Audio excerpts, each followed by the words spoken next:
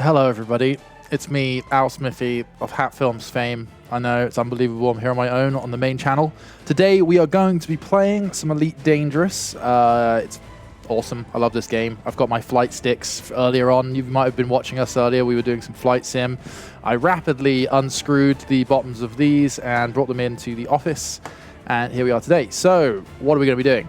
We're going to be playing Elite Dangerous. And we're going to be doing it every month for some time. I can't remember it specifically, but each month leading up to the launch of Elite Dangerous Odyssey, as well as other updates that are coming before then, we're going to be doing these streams. There's going to be a few more towards the end when we start to focus on the updates that are coming with Odyssey.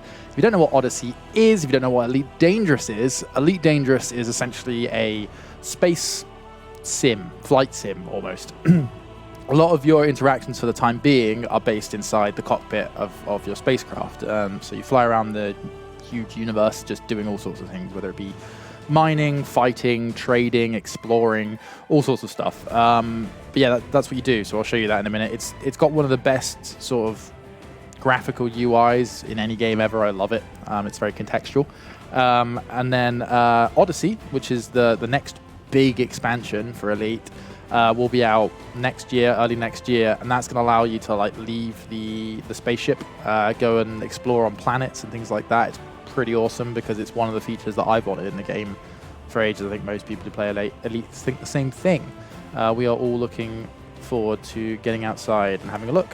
But until then, we're going to be doing a series of streams that will show some of the features, some of the gameplay styles, all the things you can do in Elite. And I'll be joined by guests and you know, community people and all that sort of stuff along the way. But I hope you enjoy this. Let's have a look at what we're dealing with right now. So if we can go to gameplay, please, TJ.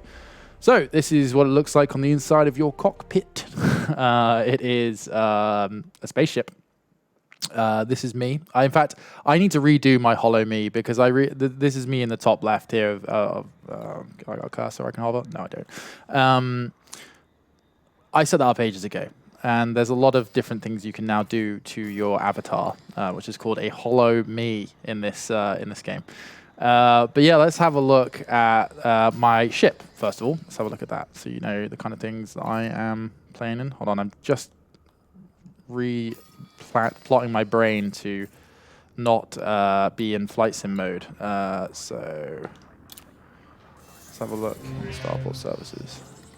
So like, I'm using an X56 flight stick for this. Same thing I use for flight sim. There's a profile in the game already under X56. There's also one for an X52, I think, which is a similar older model which I used to have. So a lot of this, all this sort of menu interaction and stuff like that can be done from your flight stick, which is quite useful. Let's go to outfitting. So this is my current ship. This is called an Anaconda.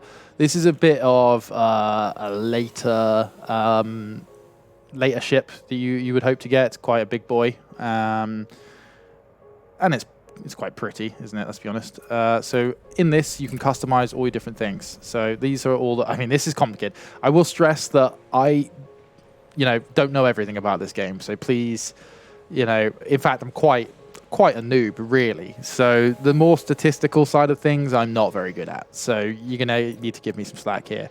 But as you see, this is our hard points on our ship. Now, these are all the different points on the ship you can fit out with different grades of weapons. So because this is a big, expensive ship, it's got some really high-level hard points on it. So this is my huge hard point, which has a beam laser on it. So that's that thing there. You've got all the stats and everything for that on the right-hand side. Very interesting. Then underneath, I've mounted some multi-cannons. So there's different kinds of damage in this. So you know whether or not you're doing damage to shield, whether you're doing damage to hull. I've gone for sort of a combined arms approach. Also, just look at these things. Who wouldn't want gimbaled multi-cannons? Like, I don't know. Anyway, so I've fitted a few of those on there. There is some other stuff. So you have your utility mounts. So this is a sort of stuff from, this is a kill warrant scanner. So like, if somebody out there has a warrant on them, so you can get like warrants for doing bad things, just like if you're a criminal in real life. This is like this is just something. So I've got a few mods on this that are from sort of stupid ideas I had.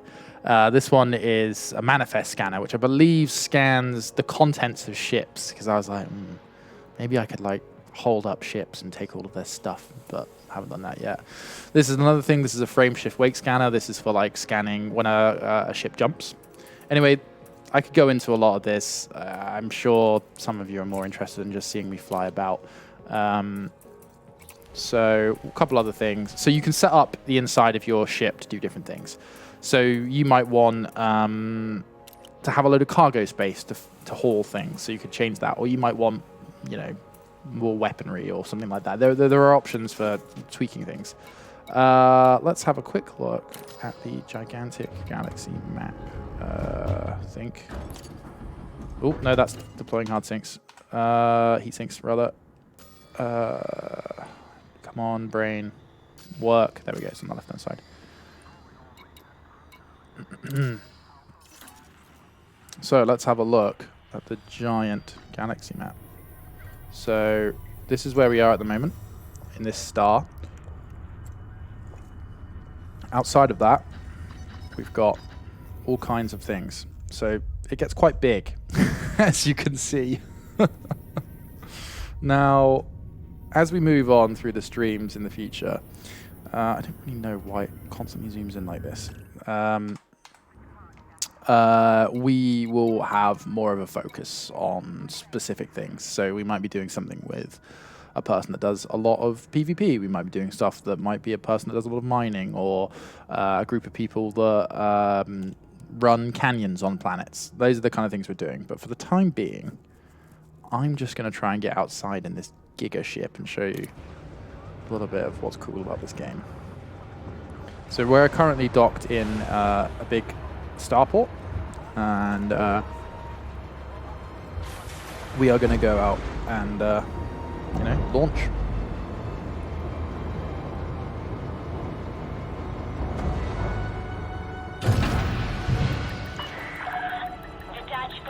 Right. You know what? It's tricky about this. So I used to use my X52 for this, which has a slightly different button layout. So I'm trying to remember where positional thrusters are on this, which are very bloody important for not dying. You know, I'm just trying to fly out without positional thrusters. So there's like obviously lots of degrees of movement in space. It's not just about all right, bad lawyering. It's about, you know, inertia, moving up and down within space, so you can like do that sort of thing with thrusters, which is pretty cool, which you can't do obviously in atmosphere in a plane. But this is a big boy, and the bigger boys are harder to maneuver. Let's get my landing gear up. Oh, that's silent running. Don't worry about that, everybody. There we go. Oh, shit.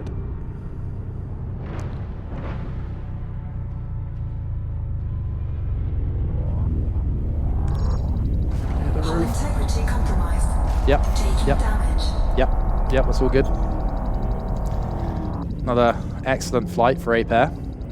If you run from This is a flight regulations warning. Vacate this area at once, Commander. I'm trying. Am I going forwards? Yes. Yes, I am.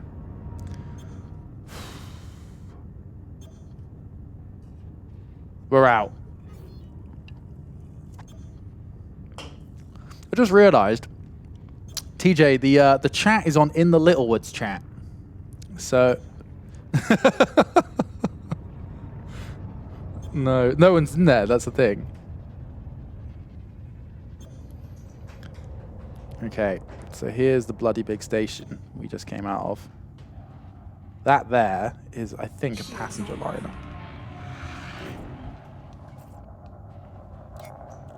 Thank you.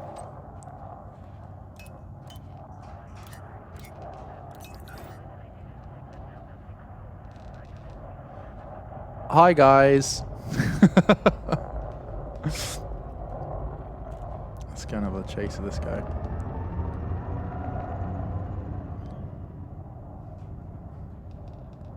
Hello, everybody. Please say hello and chat and tell me how well I'm doing. Thank you. Oh wait, looks like he's gonna jump. Or maybe he's just hauling ass using boosters. Surely he's gonna jump. I really want you to see it. Oh, there we go. How cool is that? Very fun little sci-fi thing. Anyway, let's have a quick look. Now we're out here. Let's try and work out my thrusters.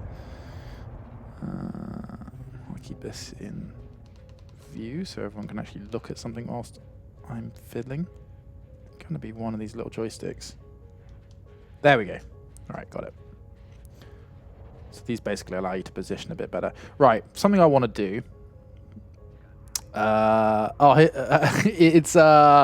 It's going to be find a smaller spaceship.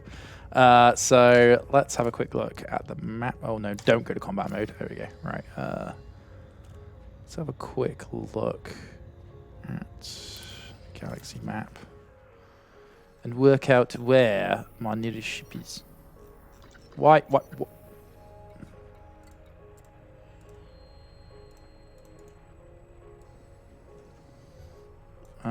Right, so there's a ship there. That icon there means that there's a ship docked. So let's take a little mission to there. Oh, hold on, what have I done?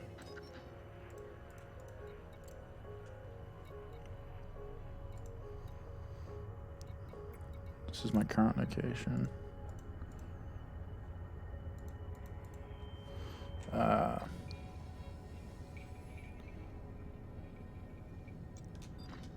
Okay, so we want to plot a route. And we'll go and see what I've got stored in here. Okay. So, what that's hopefully done has calculated a route for me. So I have to jump to a few different stars. So each time you jump, you're jumping to a star. And you see in the bottom left there, next to my sort of central scanner, my sort of radar, there's that little circle with a blue dot on it. That's how you line up your jumps. Hitting the wrong button. Okay, so what I've done there is I've gone into silent running mode, which basically reduces all your systems down to minimal power so you don't appear on scanners as easily. What it also does is take my shields down, which isn't ideal. All right, that's a kill warrant scanner. I've just got to remember all my buttons. I do hope everyone... Okay. That's landing it. Nice. That's cool and purge. That's cargo scoop. Which one of these is my... It's going well. Chin up, everybody. Hold on a sec.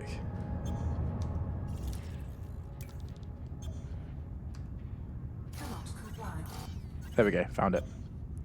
Hard points deployed. Okay, right. I need to... Now I just need to work out how to take my hard points in.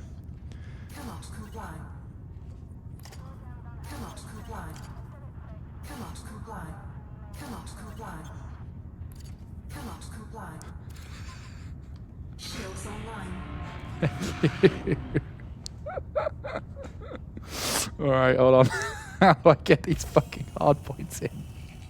No, stop purging coolant! There's no need! Okay. There we go, hard points retracting. What did I just launch? Oh, it was the heatsink. Okay, right. Frameshift drive charging. Easy as that. Ready to engage. 4, 3, 2, 1. Engage. So, we're now in something called Supercruise. This is something you can do in a system to go faster. So say there's like a bunch of like bodies spread out. Like think about how big our solar system is and how long it takes to get everywhere. This is what you use to fly around in system. Now I'm going to show you. I can't remember what they call it, but this is where you jump between systems, between stars.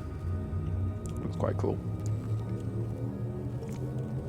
4, 3, We need a better name for ape air for space, like SpaceX, or you know, something along those lines. But monkeys. Or apes. Great apes. What? Alright, here we go. Oh, that's a bright blue star. Okay, so that's first of our jumps. If we look over to the left, it should... Or was it only a one jump trip? It might have been a one jump trip. Let's have a look.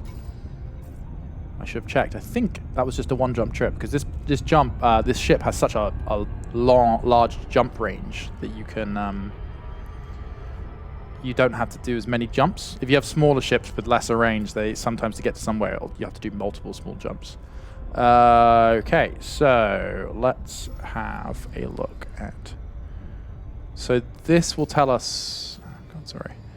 This will tell us what's in the local system. Just throttle back a bit before I start going the wrong way.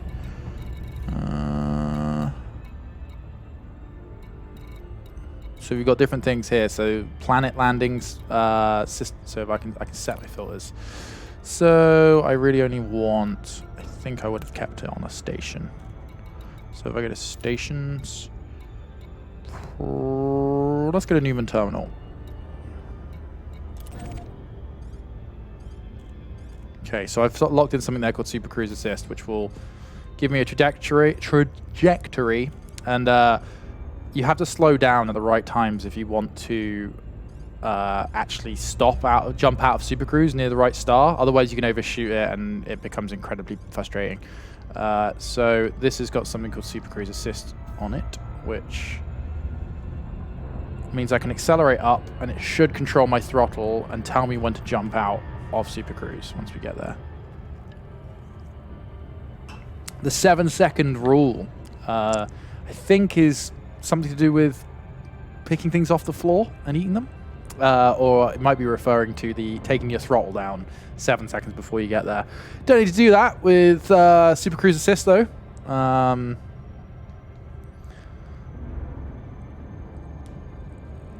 Go faster.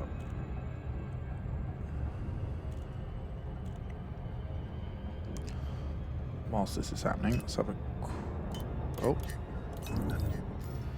quick look at the galaxy map just to see. Actually, no, fuck. System map.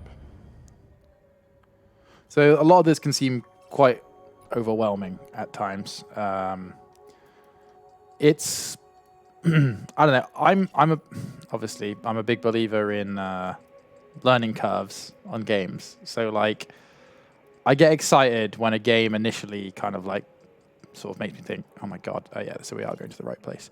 Like, oh, this is going to take ages. Like with Tarkov, I hated Tarkov for the first 10 levels, and now I can't get enough of it. Same with this game. Like, it's hard, but it's got so much to it that it's quite rewarding to get invested in.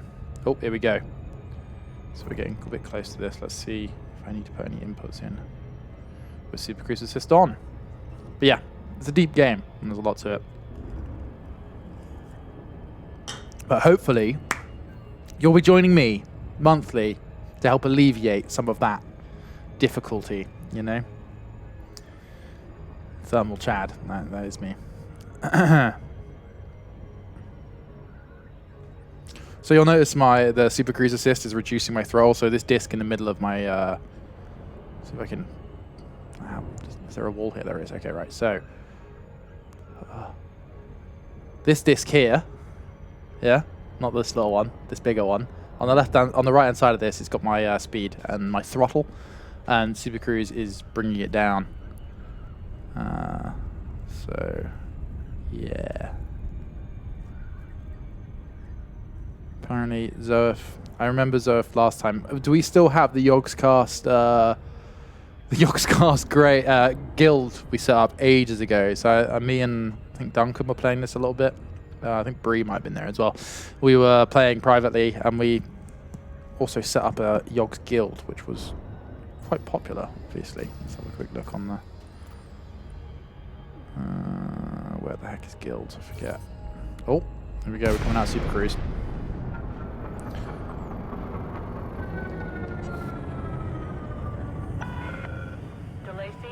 Alpha Lima Sierra. This is Federal Flight Control. Submit to random security scans on your approach. Alpha Lima Sierra. Alex Lewis Smith. That's right. Says my little call sign. I know you're jealous. Doesn't look good on you. Right, let's see if we can find this bloody entrance. So there's a. So once you get close enough to a terminal, I think it's within 8 or 7K. You want to open up your hard points, like I just did, and just blast the shit. No, you don't want to do that. Close your hard points. Anyway, I just started blasting. So we go to our contacts up here, and hello. Oh God, come on, Alex, find the button, you bellend. Not that button. Not that button at all. Al Smithy learns to use a bloody... Ooh, we're about to hit this thing. Uh-oh. We are totally about to hit this thing. Okay, I'm going to calm down here a bit. Find the button. Use the force. There we go. Got it. What was that sound? Warning, dangerous flying will not be tolerated. I wasn't...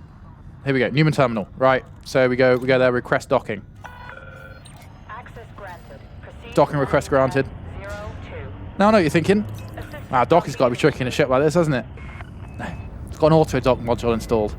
So, no hands. I'm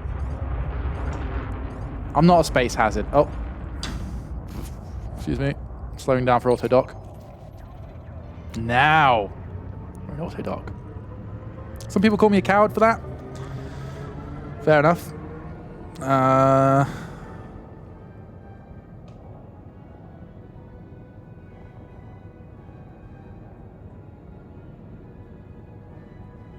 Can you hear that? That music plays every single time I auto-dock. And the first few times I was like, this is hilarious. I still don't think it's a bad piece of music. But I've heard it a few times now. Definitely. Heard it a few times. Don't call me a massive space coward. Well, that isn't even a thing. Someone's going to kill you when you leave. Not if I'm the fastest pilot this side of Ganymede. There you go. It's a moon, I think. A moon on Jupiter moon. Somebody give me some space knowledge. A moon in Jupiter, is that Ganymede? One of it.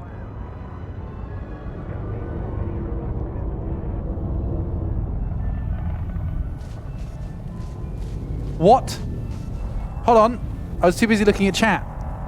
Who's blocking this? Get out of the way! Oh, that person's going to get so fined. I'm just going to let my auto-dock deal with this. It's a Conda as well, I think. We'll get through it.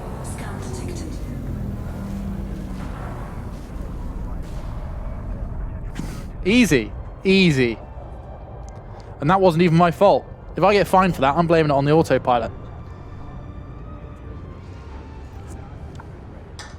Landing gear deployed.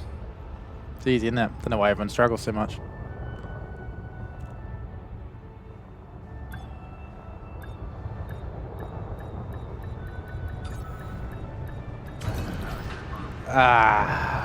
Another hard day's flying. Right, here we are in the Newman Terminal. No relation to Paul Newman, which I see a lot of people think it might be. But despite its delicious brand of food and drink, it hasn't bought a space station yet, as far as I'm aware. Let's have a look at what's in the shipyard. So what's my stored ship in here? Oh, I love this thing. This is the Mamba. This is like a racy ship. Let's change this. So this is just going to put my Anaconda into storage on this station. So if I want it back, I've got to come back here. And this should allow me to fly my Mamba. Racy. It is racy, sort of. It's designed. It's basically like a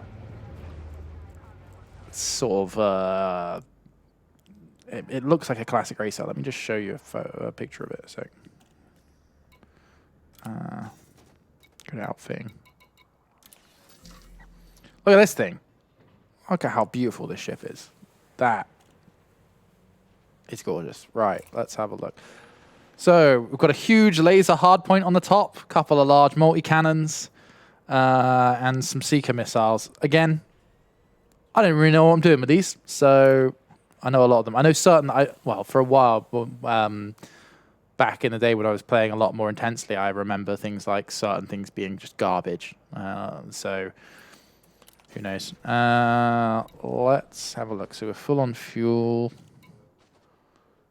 Okay. So, like, this is the standard screen you'll get when you go into Starport Services. You can do all sorts of things. So on here you'll have mission boards from like different factions. So you can gain rep with different factions.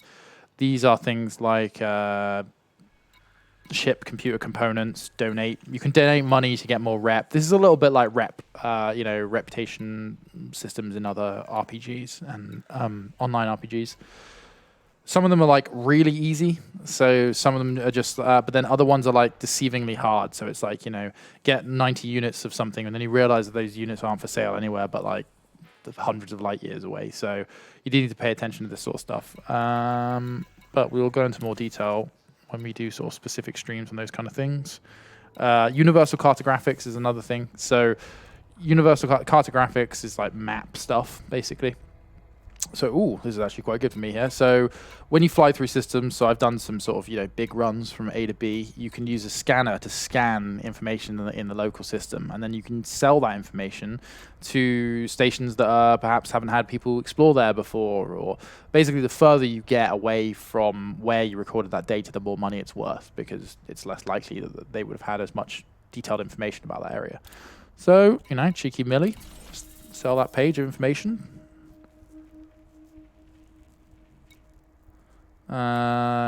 Okay. So let's go for a fly.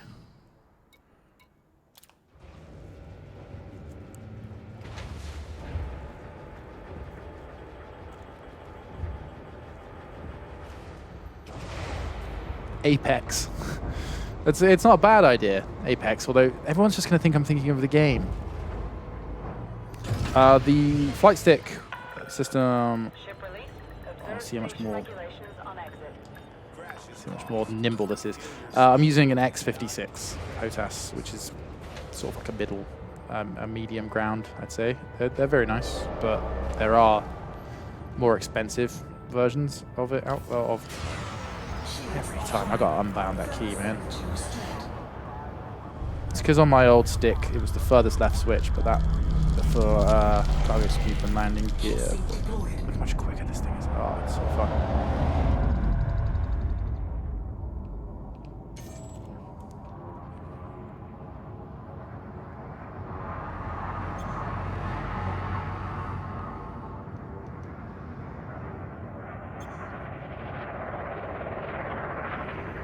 Right, what should we do?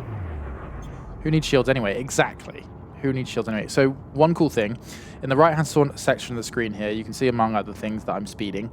My fuel, whether or not I'm mass locked, which means how close you are to like a thing in space, because that means that their gravitational field stopping you from jumping. So there you go. It's just that mass locked light's gone off now. That means I'm far enough away from everything else to safely jump if I want to.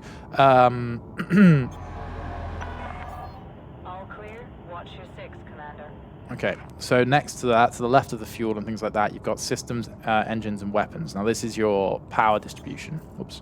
Now, you can set this to different amounts depending on what you want to focus on. So, for example, if you want your shields to recharge faster, like I do, I think if I put all of my energy into systems, that should allow the shields to recharge slightly faster.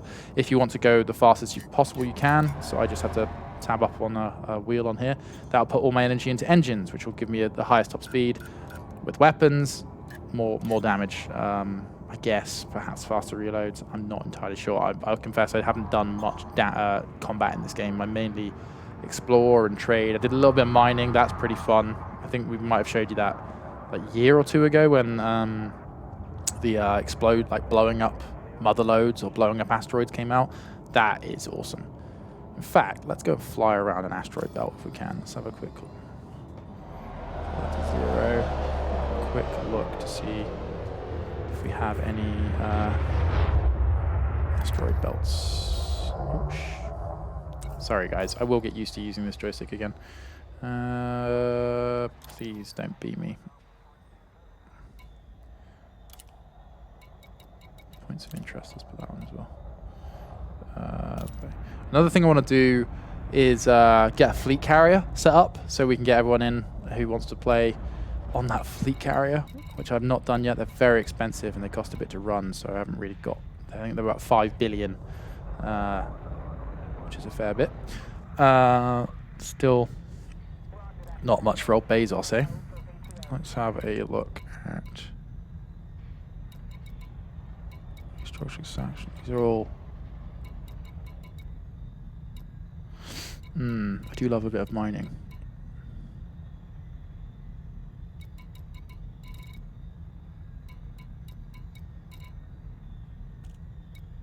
Which one of these should I go to?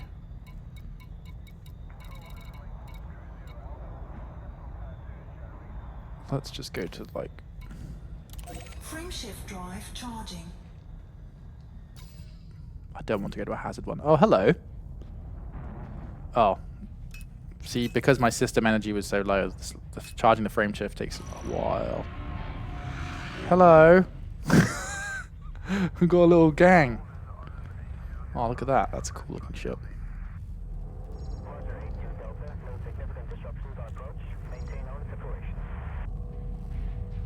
Oh, come on. Charge the bloody frameshift.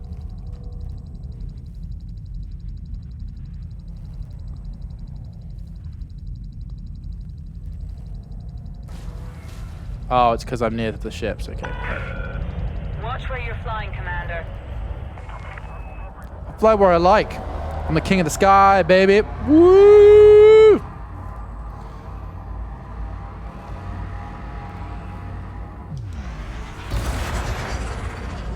.430, I guess, meters per second. I don't know what that is when you're flying. Sky. King of the space. Come on. Charge. Am I being chased? Let's look on the sensors. They're behind me. There we go. 3, You like losers? 1, engage. Should I do that every time we jump? Probably not. I'll probably give myself a bit of a neck injury.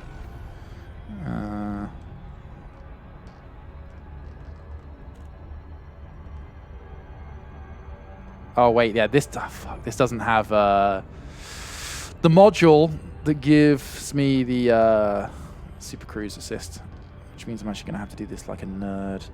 Which, yeah. Does anyone know the default keyboard key to like go external?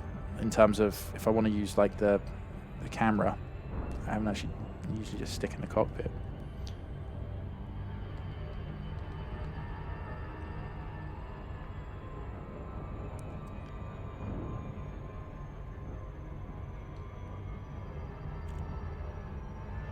Control Alt Space.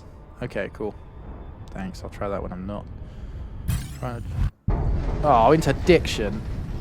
Okay, this is what happens when people try and grab you out of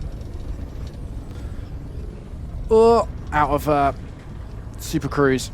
You have to align with the escape vector for long enough to not get interdicted. It's like a mini game. Oh, bugger. Oh, fuck.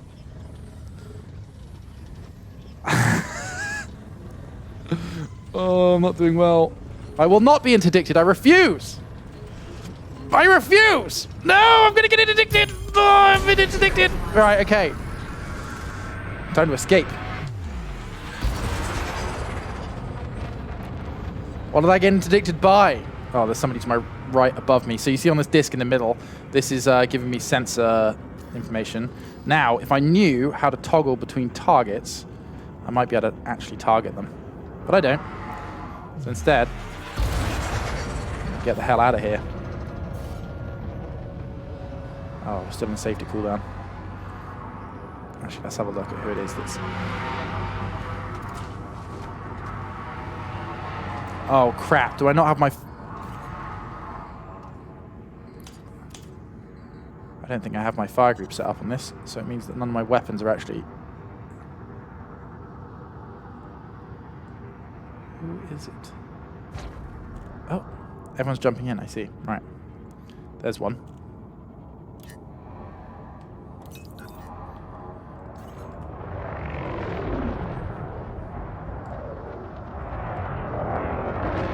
It's a player they sent.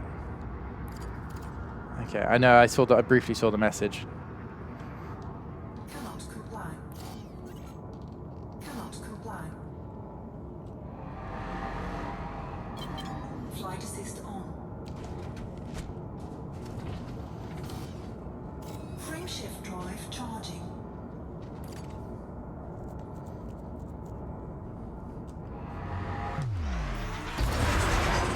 Quick look at my fire groups.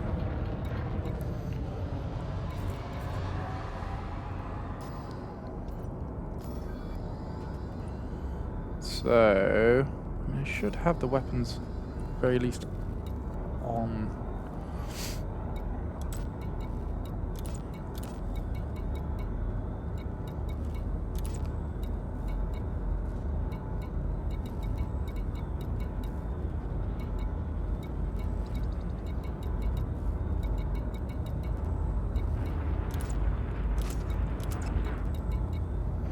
This basically sets up what fires when you pull different weapons, when you pull different triggers. Now I just need to work out how I toggle fire groups, which is probably easy. Oh, there we go. There's my sensor. Toggling through a few things.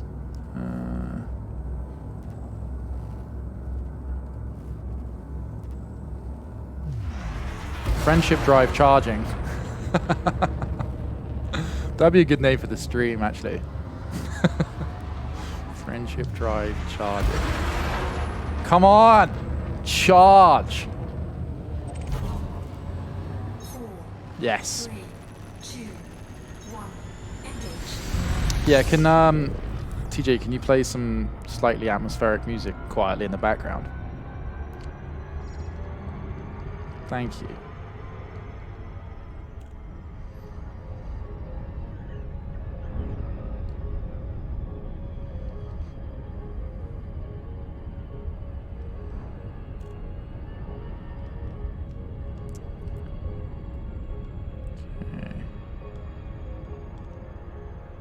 Quite nice. I thought that was in the game, if I'm honest with you. Very nice.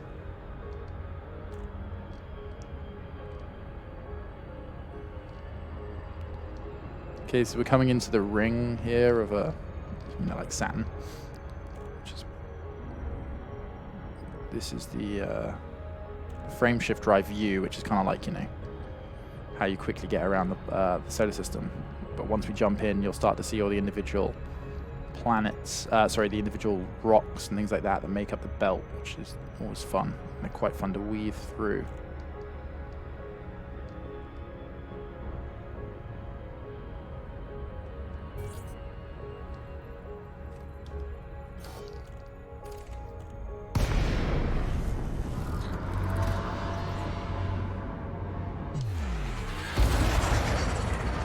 So that's me firing the boosters. So basically, this is an area that you would mine in as part of. I mean, it depends. It is a place you come with big mining rigs, which we will be doing at some point. I've got a couple of big old ships for that.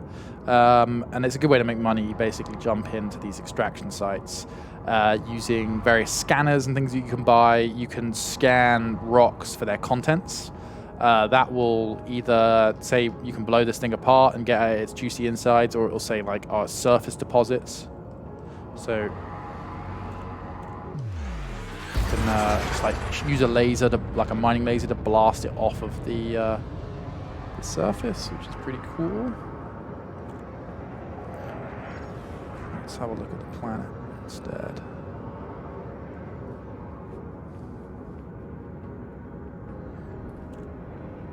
So Elite's kind of an interesting one to learn with because it's oh my god, you get flown by and spun like a leaf in the wind.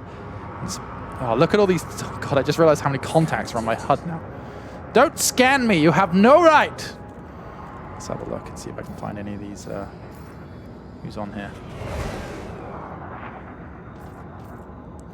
Quite a few ships, it seems. These are all the ships in the immediate area.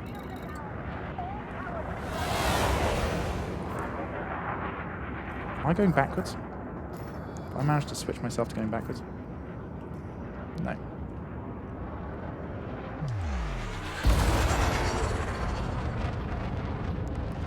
But yeah, it's a good one because like there's no way up.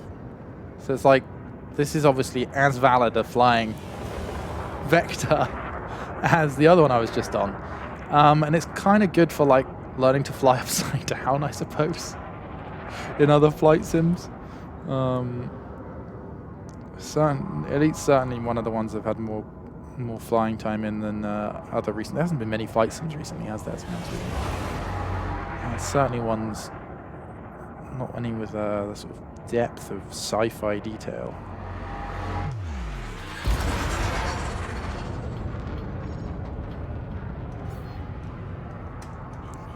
Control shift space. I was saying to go to the. It's not actually giving me that external cam, guys. I tried to.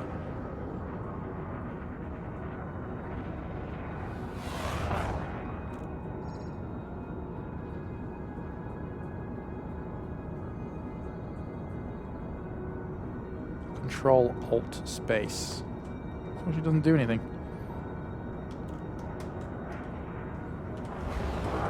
To C. I mean, this might be a keyboard that's not connected to this PC. There is always that. Whoa.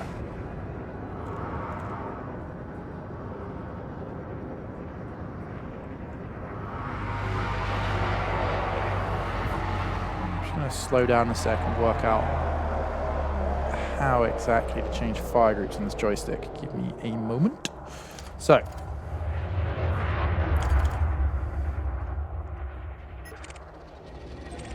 Alright, that's our scanners. That deploys hard points. Under attack. How dare you, Commander Bandit Man? I don't even know how to switch fire groups on this yet. Hold on.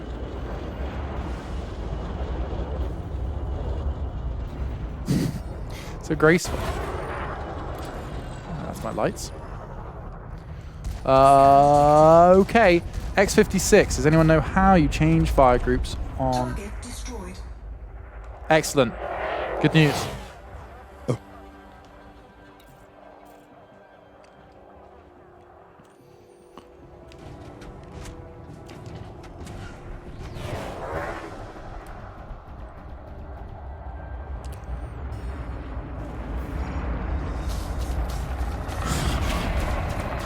It's got these little ships just trolling the hell out of the big ones.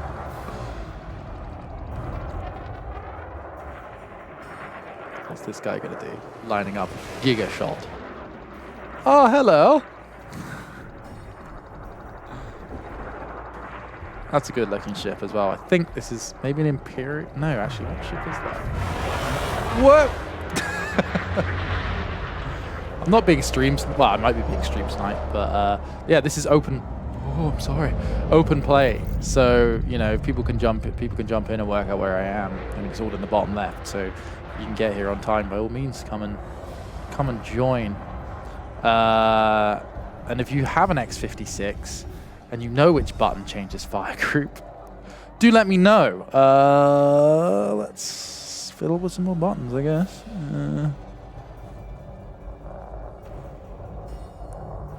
Maybe. Oh, right. Yeah, my face cam is blocking that. So I am currently in. I'll tell you where I am. Corona Borealis, 8 Gamma Corona Borealis is where I am. Now let's quickly check my controls to find out how to change that. Fire group. So there's quite a few controls, as you might understand. Is it under weapons? Cycle next fire group, joy 10. Yeah, but I don't know which one of these is joy 10. Let me Google. X56 button layout. That's what I'd like to see that in any game that has a joysticks in it, just like a graphical interface of showing you like all the buttons.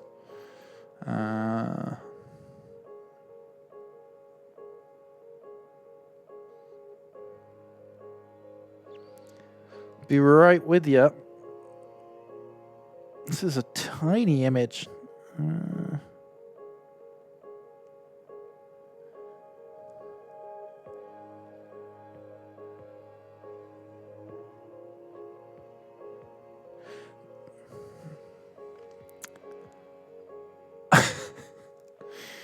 Most fun is twin sticks. I mean, that does sound cool. I really want to try a yoke as well. I'm just going to put an alternative key in here of circle next fire group on 7, so I know that right now. There we go. So,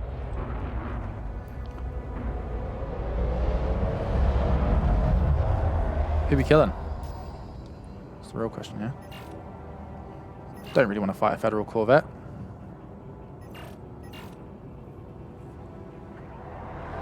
Wait, are these members of my... Are they green because they're members of my guild? God, look at all of them. On the radar, on the scanner.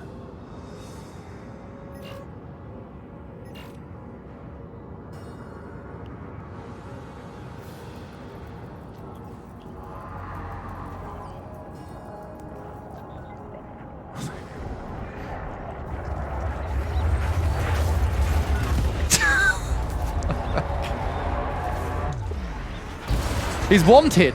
Unmanned Commander Bandit Bam Bam. Squadron ID Yogs. He is member of my squadron. Shit. Right, let's find a different target. I'm sorry. You were wanted. I just... Instantaneous. I didn't even ask. Like, God. I mean, I could be radicalized so easily. That's the threat here. Alright, gang. I'm going to start paying more attention to in-game chat as well, so...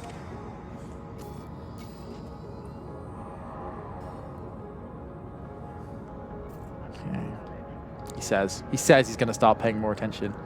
I didn't kill my ally. I just gave him a couple of rounds across the bow. You know, a little warning, like, hello, I'm here.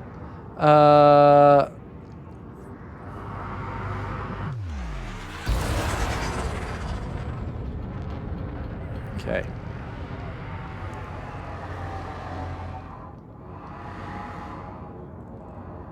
I can just kill any. Just oh, my shields!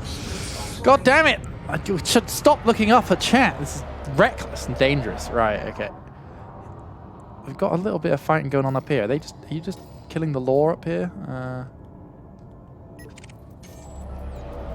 Why would you do this, Surf? Or Zoph? Where are we going? I've targeted you. What's that noise? Doesn't sound like a good noise. When you're in an aircraft, a rapidly increasing beep is never a good thing, is it? Even in cars, really. Like, it's... Oh, I've hit something. Right, I gotta wait for those shields to charge up.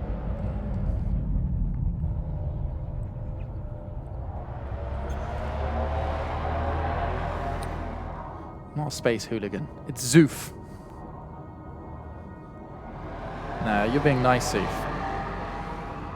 What should we shoot? What should we do? Let's have a quick look at the system.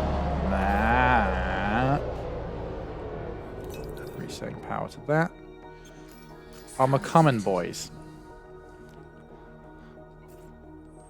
Are we waiting here for the whole squadron to turn up?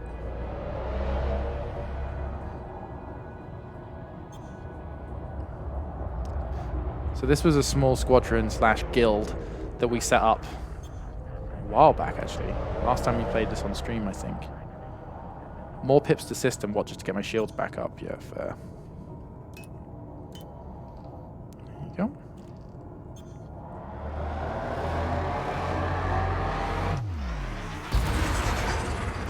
So you can see the little dots swimming around in the middle of my screen.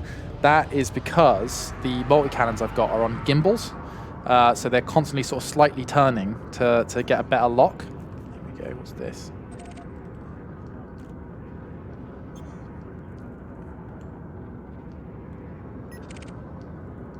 Shields online.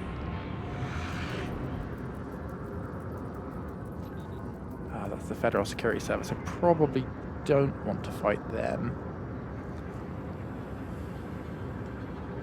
There is a non-guild target up here on my scanner though, so let's have a look at that.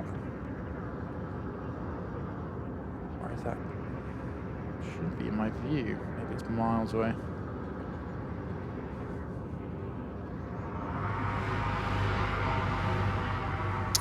Yeah, no, I did a lot of exploration to make my original money. I also did passenger trips, so you can do passenger jumps from one place to another. I'm not seeing any other ships. Oh, well, as inside, outside of our squadron. Squadron leader.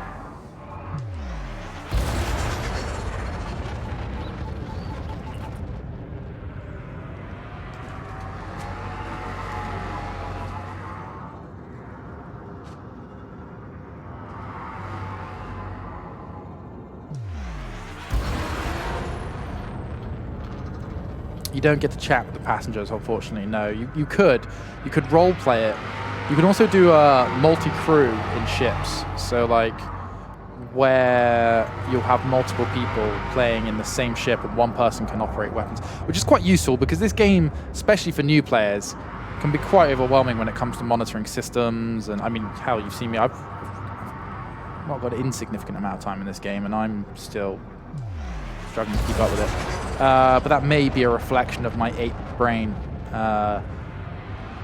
You know, sometimes I'm just like, it's pretty dumb, pretty dumb, man. And so you just have to roll with the punches sometimes. Okay, right. Let's have a look at what else is going on in this system. Yeah, multi-crew with a deployable fighter is very cool. So a lot of the bigger ships, like the one, in fact, I think my Anaconda has 2 fighters on it. So players can, friends of yours can jump into your crew, and then they can launch the fighters. So, hazardous extraction site. Yeah, let's do that. Just selecting this. Resource extraction hazardous. Let's do that. Frameshift drive charging. So yeah, you can get somebody to work your systems or fly in a piloted fighter, which is really cool. And they get to zip around and be annoying whilst you're there as the big sort of main gun platform. Very cool. This game has a lot of things to offer if you're willing to spend the time and invest the time in it. It's a bit like sort of other simmy-style games in that on the surface it's hard to see everything going on, but once you understand the complexity and understand the potential, it's impressive. Same with like when you see like, you know, professional milsim people in armor and games like that. Okay.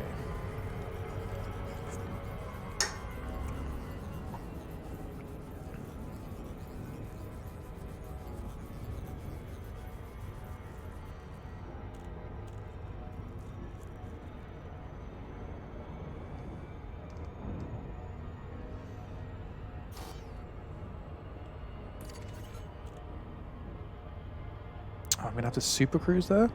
Okay.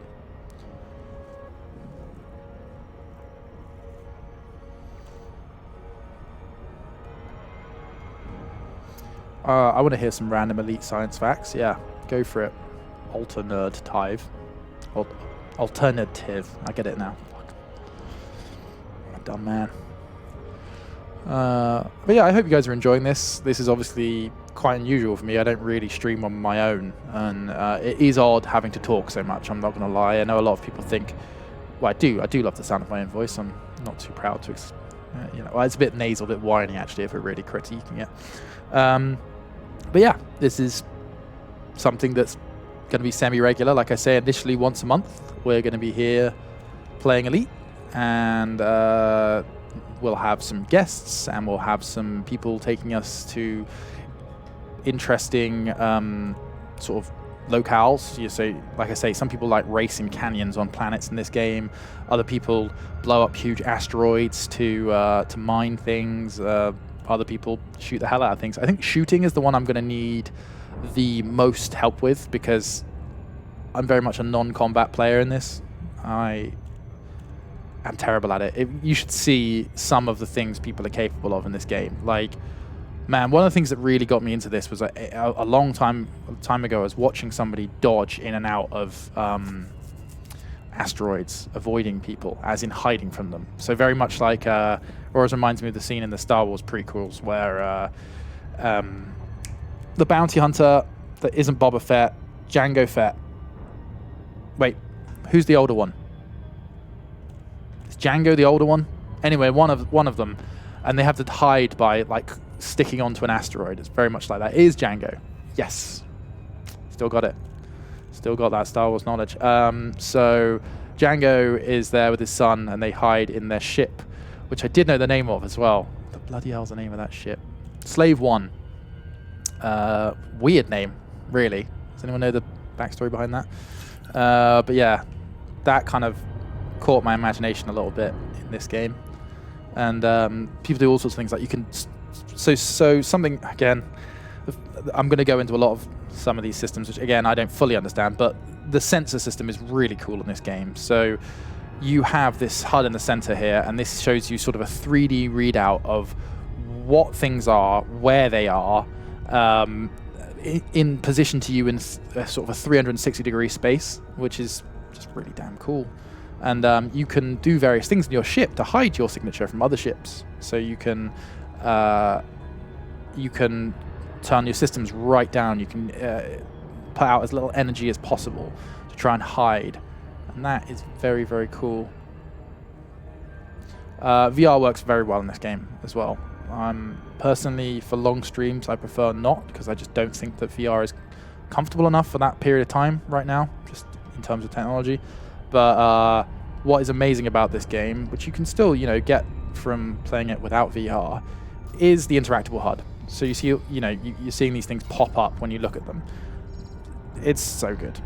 Like the UI design in this game is fantastic, and it looks even better in VR, because every time you look around, the contextual display will pop up. It feels very Iron Man. Oh. What's happened? Oh, I got too close to the bloody belt. Dragged me in. It's fine, guys. Just a little bit of daily driving. Clearly, I cannot talk and fly through space at the same time. But where we're going right now is this is another resource extraction site, so an area known to be good for gaining minerals and lots of other things like trade goods that you can get out of this. But it's hazardous in that it often may have AI pirates and things like that flying around. So I'm currently going there, hopefully to meet with some of the rest of my squadron to just have a little blast. Gotta wait for this bloody frame shift. Cool down.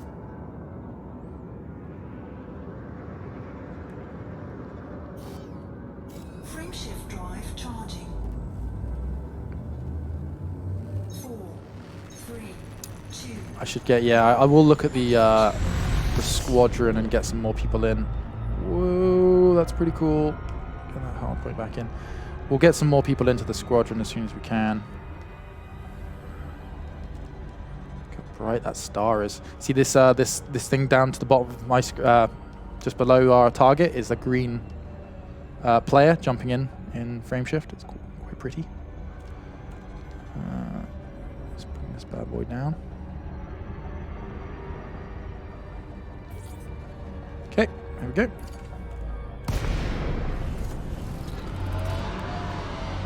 We are here. So we're going to fly about. Let's get the hard points out. Fly about and look for some bad guys.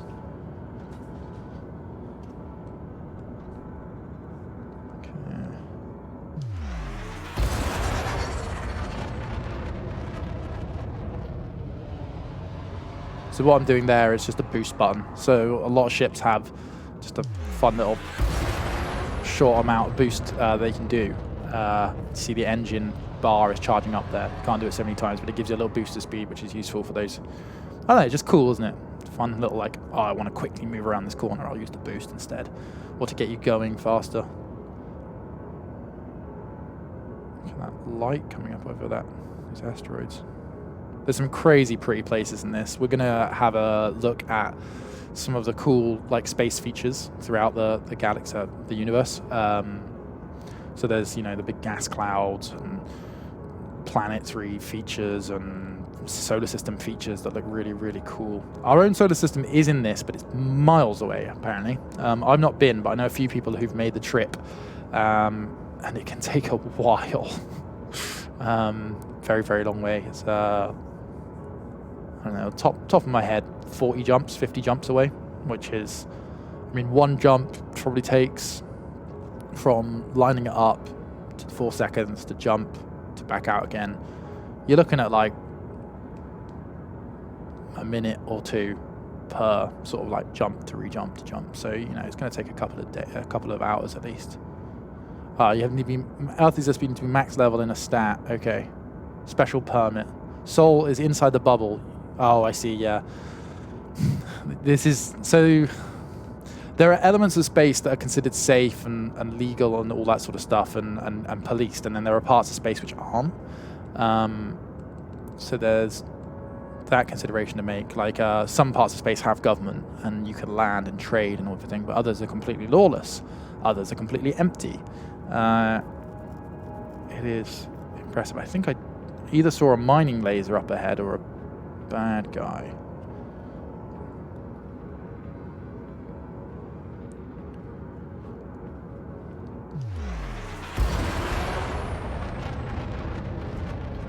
What's that down there? Oh. What are you?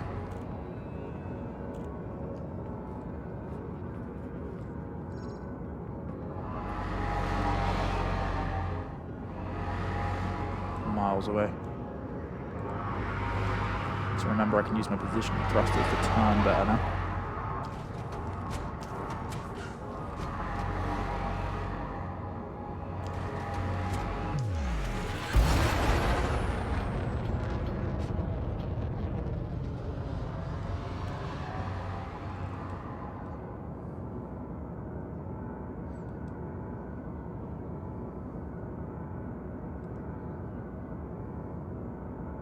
Oh, here we go.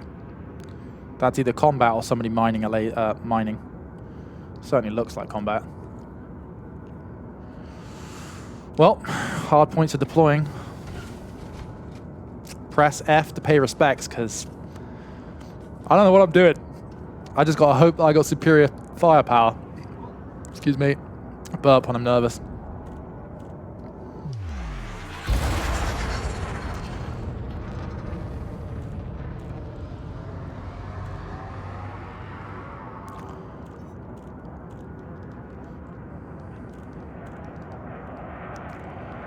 What are you? Oh, you're getting wrecked, whatever you are. Federal Corvette. Imperial Cutter. Well, I can't fight that. Federal Gunship. A Taipan. That is a fighter. I don't know who that is, but I'm going to target them because I know they're not in my... Is that just a friendly miner? He's in a Diamondback Scout. He might just be an explorer, but... Let's have a bloody look. Ian Harding. It's time to die. Oh, that's him. Oh, I see. He was just there. I got confused. See? Under attack. Let's pull some G's. Even though there's no gravity.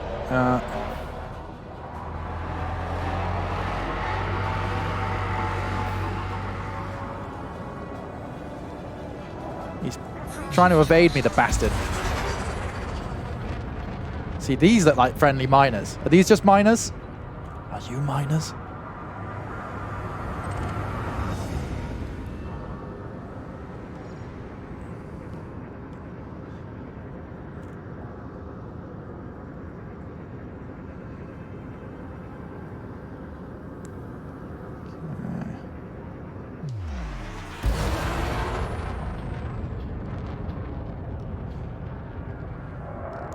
Oi, oi, Savaloy. Woohoo! I don't know where Ian went. I bet your tiny hard points can't even touch my majestic hull.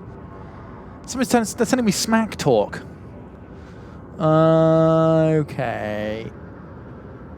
Let's find somebody else to shoot at.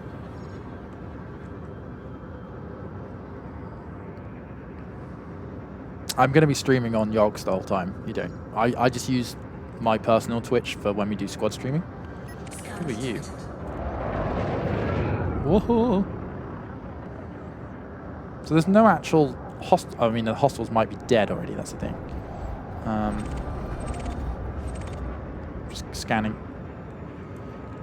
HE dumbfire. Somebody fired a dumbfire torpedo off somewhere. That's just sailing off into the black. Okay.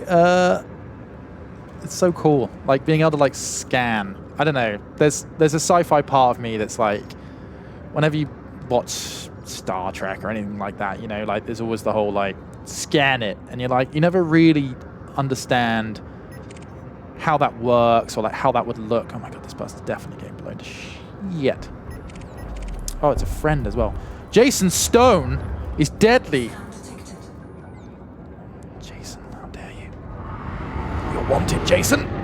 Jason. And it's cool to see that basically in this game. Purple Power Corp.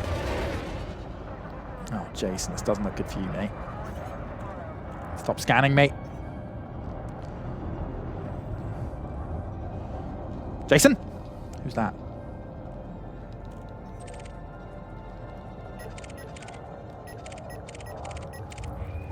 Imperial Cutter. Commander Zerg. Oh. Oh, what did I just fire? Whoa! Did I fire a missile? Oh, I see. I have a bounty. I'm going to assault the shit out of Zerg. Right, here we go. I probably should get rid of the torpedoes I've just fired being bound to my main machine guns, but that's a problem we can deal with later. Here he is. Charge! Ooh! Shields offline. Okay, I probably shouldn't have physically hit him. Also, I don't think... Oh, God. I'm on 5%. What happened? I need to escape. No! I don't know the funds. This is why I don't do this sort of thing. Incoming missile. I can't... This is what it looks like when you die.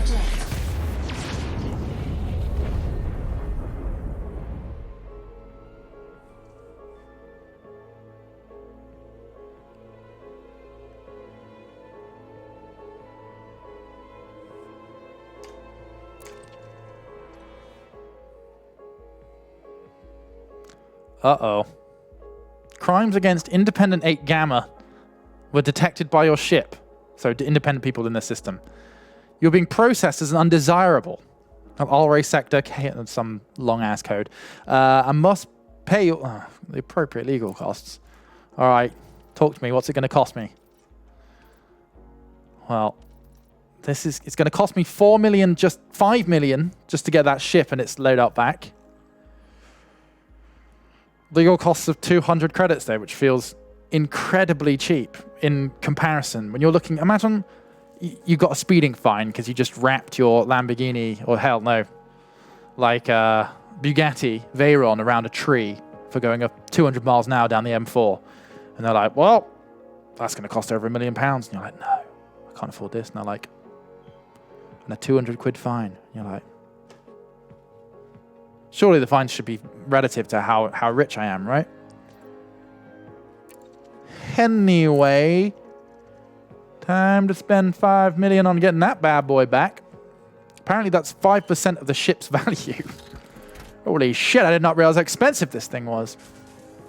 Okay, right, so what were we going to do? We were going to look at something when I had the sec. Right, we're going to look at Squadrons. So, Squadrons. So we've got 4 members online. And we've got some pending applications. Well. It's time to Let's grill them. This is like The Apprentice in space. I'm Deborah Meaden, obviously. She's the best one. Okay, she doesn't invest in much, but she's actually a nice person. Squadron Management. Let's have a look at that. So, applications. Who have we got? This one. This one. Yes, come in. It's not a very exhaustive. It's not a very exhaustive list, is it? Of I can't let you in. Are we at max? Oh yeah, my rank is God Emperor. In this, so again, we set this up a while back, and you know I'm laughing now. Let's go. I tried to accept you. I'll try and do that again in a bit when I get a bit more time just to do little things like that. So let's have a look. So what training can we do? I'm just thinking maybe I could quickly show you guys some stuff in training. Maybe not.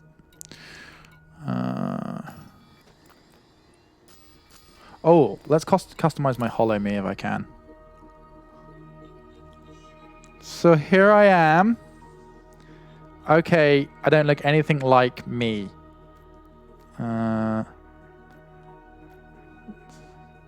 This one. Head type. I'm a smooth brain. Let me spin this around. Oh.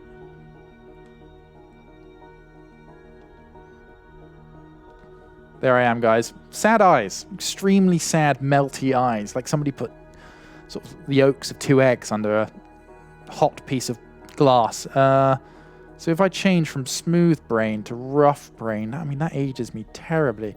Would you guys say I'm more heavy? I mean, that man looks old. Like, I mean, that guy looks really old. I feel like I look about this old. What do you think? You know, got a few lines on the forehead. Maybe if I move my head around, like, doing this. Idle animations to me always look weird as hell. Like, nobody rocks their head like that at all. I always think this when I see idle animations. And like I was saying the other day about when you get the like the RTS kind of thing, when they're like looking left to right, you're like, what else did you see then? Like, if I need, that's a left, and that's a left look, not like a. I'm just getting a bit more information about my periphery. That's all that does. So animators out there, consider idle animations and if there's any point to them whatsoever. Maybe I think it is what it is.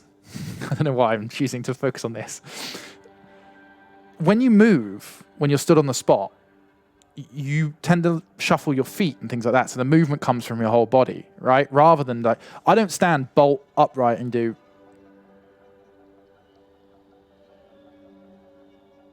I don't know. It's just something that I've thought about recently. I'm wasting my time. Right. Anyway, age. Here we go. So what do you guys want to do? Should we make this person like this character really old? Just like the oldest man in space? Maybe that's what we should do. It's the oldest man in space, just up here, just like skin base fair. Nah. Let's get him like real weathered. Medium fair. Yes. Let me know if you guys would rather me go out and fly for a bit, but personally, I quite enjoy character customization, and I haven't done it since they updated it. A few freckles, because I've got some freckles. Asymmetry. Let's make this guy the sloppiest faced weirdo. All right, okay.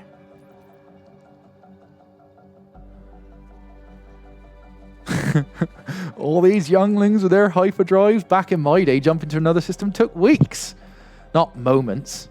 Frame shift drive, more like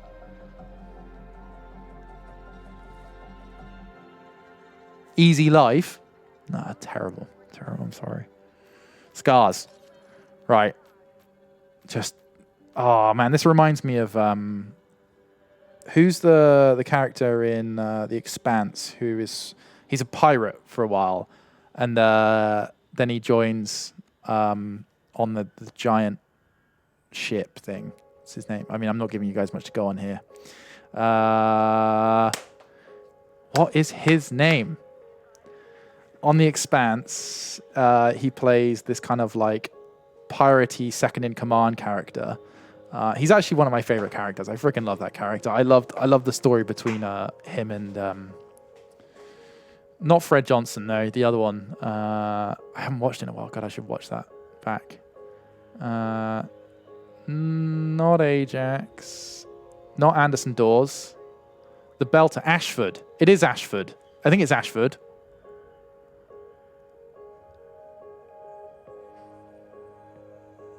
Yes. I like how nobody knows either. They're like, oh yeah, that guy. What the fuck is his name? But yeah, he was cool. And yeah, the other person he acts alongside, who's the commander of the big old thing. Yeah, no spoilers, guys. I'm trying to be vague, partly because I can't remember and partly because I don't want to spoil anything. But yeah, cool character. Loved him. Maybe I'll style a little bit off of him. Get like a burnt as hell face on one side, right? Yeah, that looks pretty tough, doesn't it? Oh my God, this is going to take a while, doesn't it? No touching of the hair or face. Okay. Hair type. Is there a rapidly receding option? Yeah, that's pretty good. Oh, man. What's it? Ginger? Ginger AF? Ginger AF? See, it's hard to find a brownie red that works, you know? Like, that is probably the most brownie red. Smith in 20 years as Gordon Freeman. Yeah. Okay, so can we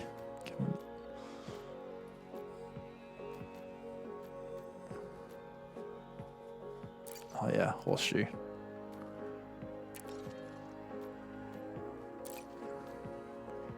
Need to get rid of these glasses because they are really throwing off the look I'm going for.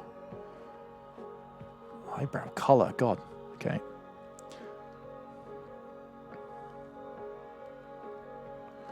No touching of the hair or face, of course. Eye preset. Right, guys, what kind of... Yeah, they're pretty squinty like mine, aren't they? Heavy lidded. I don't think I'm heavy lidded. I don't think I've got almond shape. I think I've just got really... Is there dead eyes? Is there an option for dead eyes? Okay. Let's quickly get rid of accessories.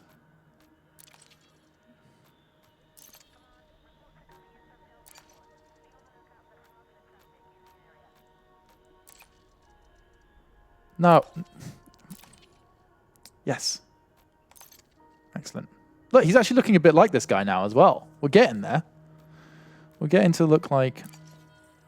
Oh, I can put decals on my shoulders. Cool. Okay. Pretty cool, right? That's a cool spacesuit. I like that. What should we put on our shoulders? Is there a picture of a penis, perhaps? Yeah, that's a good point. Like, when you think about, like, modern, well, futuristic medicine, it's like, there you go, skull. Definitely, I'm a pirate. It makes you think, like, there's going to be very few things we can actually die from. It's going to be a strange old world. We're going to need more space, for sure, which is why we need space. But the better and better we get at solving problems, the longer we're going to live. The more space we're going to need. Look at this guy. Look at this. I mean, he's seen a lot. He has seen a lot. In space, no one can afford laser eye surgery. So here's an interesting little tidbit. I think I've already probably told people about this, but, you know, we're not on that film, so I get to use all of my vague trivia again.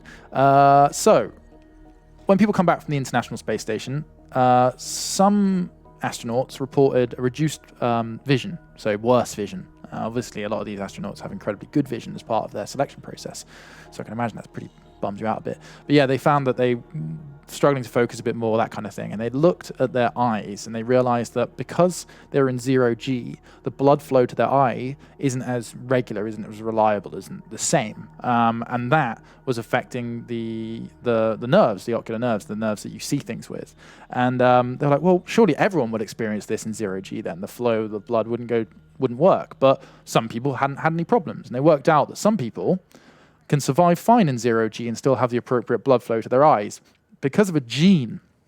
So there's a gene difference between those who suffered with the macular degeneration or whatever they called it of the eye and those who didn't. And yeah, it was essentially a gene difference. So the people with this gene didn't experience reduction of eyesight because they think they have better flow to their ocular nerves. So it's essentially like a spacefaring gene, which is pretty cool, really. So, you know, there are certain genetics that you'd be better in space in 0G than other people would, which I think is very interesting. Random, obviously, as in it's not as if we were born to go to space, but interesting nonetheless. Oh man, what should I give?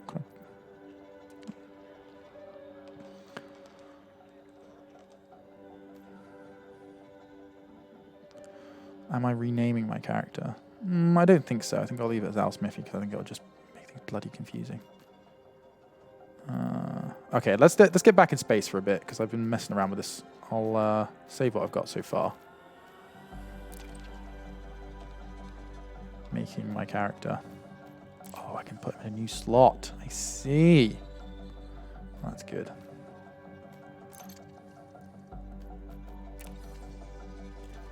So yeah, all of this menu and stuff does all work by default on the stick, which is quite nice. So once you remember, I need to restock my ammo. Once you get used to the buttons and where they are, all of it can be done from the stick. You rarely need to use your mouse and keyboard, which is useful because sometimes when you set your sticks and stuff up, it kind of gets in the way. So that's quite good. Right then, what are we doing for time? Got half an hour. Let's have a look. Well, hold on. Do we need to do hull repairs? No, we should be good. Oh, is somebody talking in? Codex. What do I show you guys for the last 30 minutes? Because there's a few things to consider.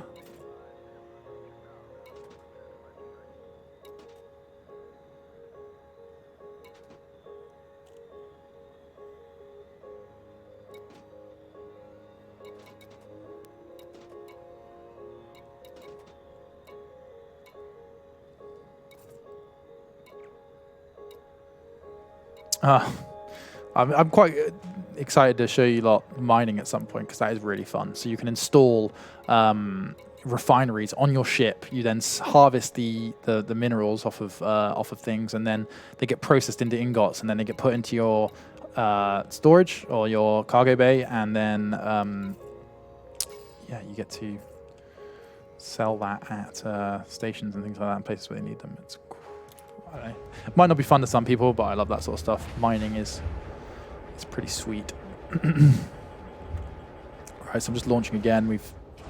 Welcome to Mother of Redemption. Is that the station we are on? Also, just how cool is this? Like, sliding you out, and then, I don't know, it's just...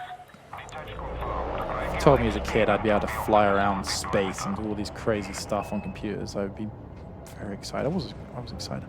Is that a black hole in the distance? That looks... Oh wait, is that an eclipse?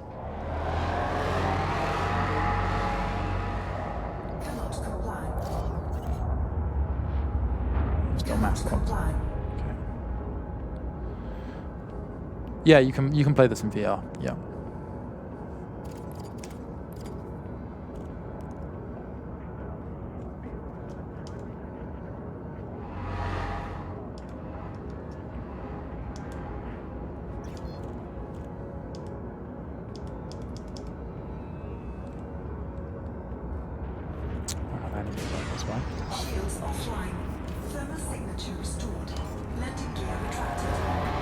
I'm just going to take that silent running mode off of. I did that on my last joystick. I used silent running so infrequently, but accidentally pressed it on my flight sticks all the time. And I just ended up unbinding it because it's like, silent running is really useful if you're trying to evade scanning, but like, rarely did I do that, so yeah. Frameshift drive charging. Frameshift drive charging. Okay, let's have a look.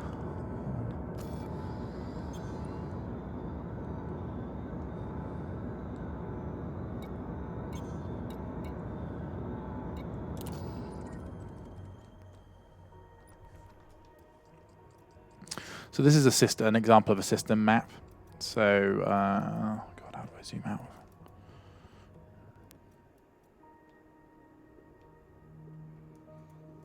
I'm just gonna joy axis Z. Is that this one?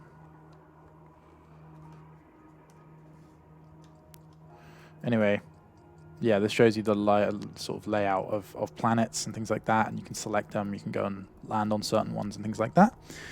And there's obviously 2 stars in this system. So, so you see there it says first discovered by the person. So people have discovered these systems before, which is pretty cool. If you get right out there, out jumping into the black, into the dark and scary and uncharted space, you can find your own systems, which is pretty damn cool. I really want to know, is that a black hole? It might be. Got no idea how you navigate around black holes, which is bloody confusing.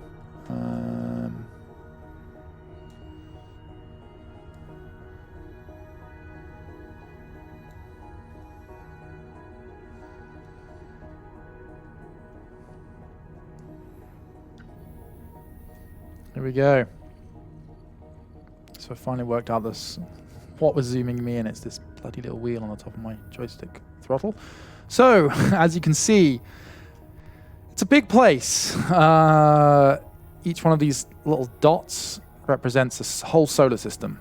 So, these are obviously based on stars. So you jump between the stars of those systems. And it goes on a bit. I mean, yeah, look at it. Yeah, this is big. Anyway, let's have a quick look at where else we can go nearby that's interesting. Let's go and find out what this other ship is I've got here. So a really nice map. So this is actually plotted in, so this plots routes for you from your current location and how to get there. And then there's a couple of different things you can do. So sometimes, for example, here's a fuel star. So you can scoop fuel. Literally, you fly close to stars and it will refuel you, essentially. You have to keep close and it scoops up something. I'm fairly sure there's a plot line in Stargate Universe that does the same thing where they scoop energy off of a star. Great show. Sad it was cancelled. Same sort of deal with this. So we'll plot that in. So this is actually 8 jumps because we're in a smaller ship. So it's calculated that we need to do 8 jumps. And then you line them up like this. Give it a bit of the old beans. Frameshift drive charging. Charging.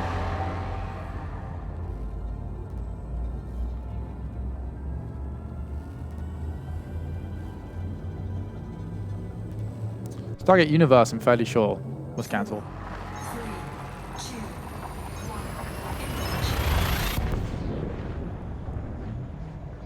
1. Or wasn't renewed, rather. Oh, so this is, God, what do they call it in this? Weird space or something like that?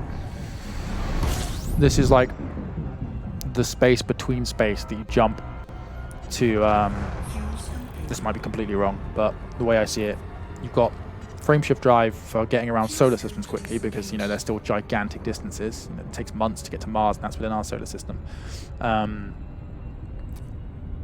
But like the witch space, that's it, rather than weird space.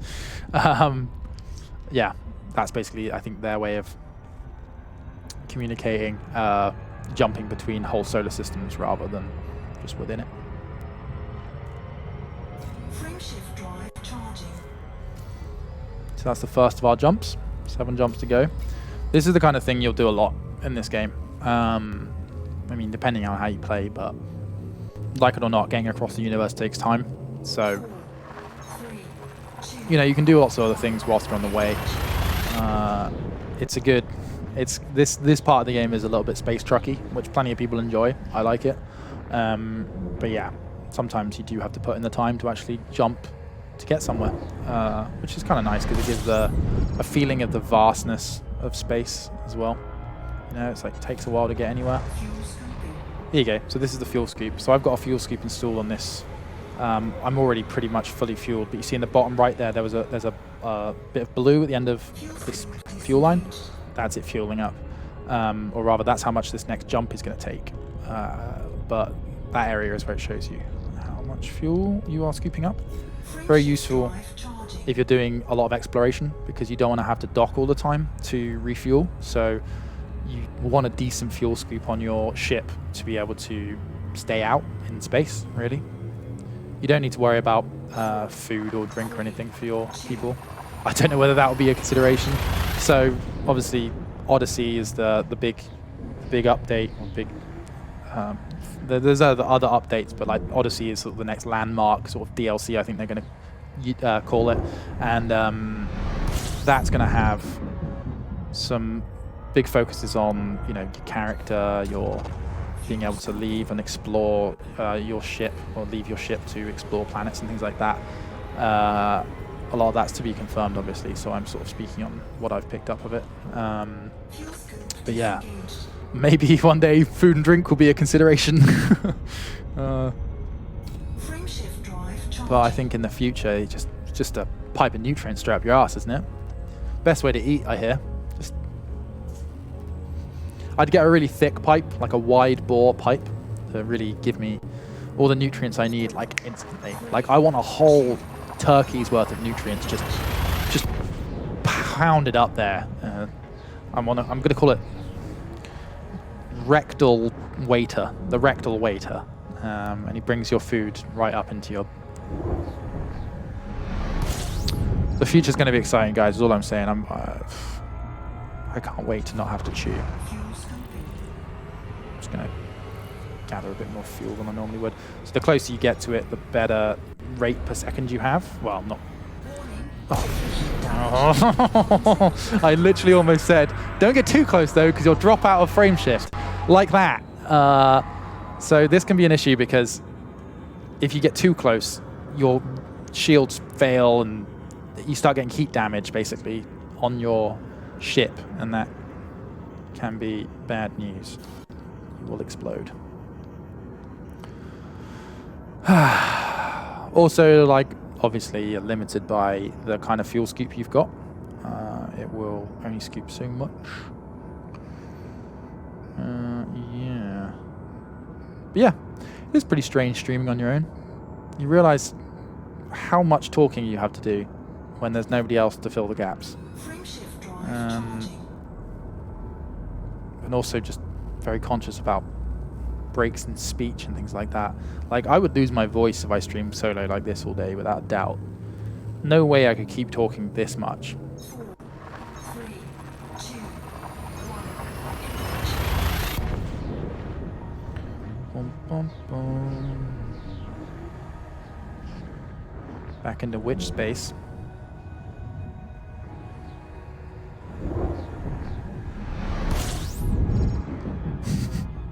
How cool is that though? Like when you come out of the jump and like the sun, like, whoa, the amount of times I've nearly just gone straight into it. Like, I mean, that's a hell of a way to die though, isn't it? Getting fired into a star.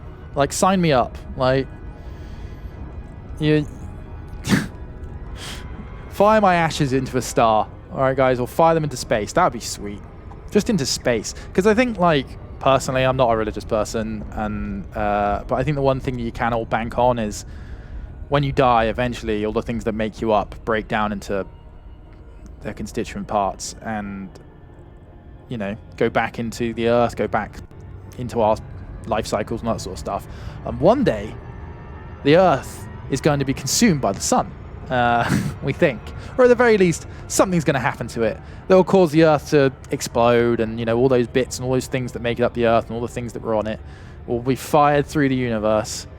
And that's kind of cool. I don't know. For me, that's kind of reassuring. Like, everything that we are, everything we've ever been, and everything we will be, will one day fire across the universe and all of its little pieces. And yeah, billions of years from now, for sure. But one day we're all going to be reunited in space. We might never, you know, be reconstituted back into a thinking thing. But I don't know.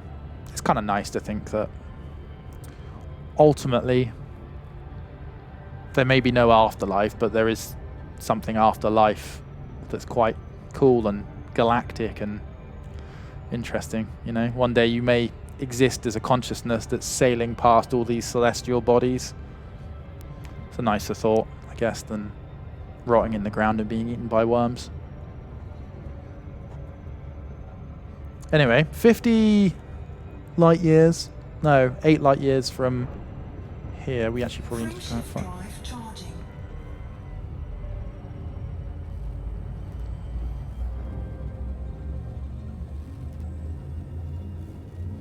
So yeah, if the option comes up, if I die horribly, and I'm still a popular streamer / YouTuber, if you could all arrange to fire my ashes into space.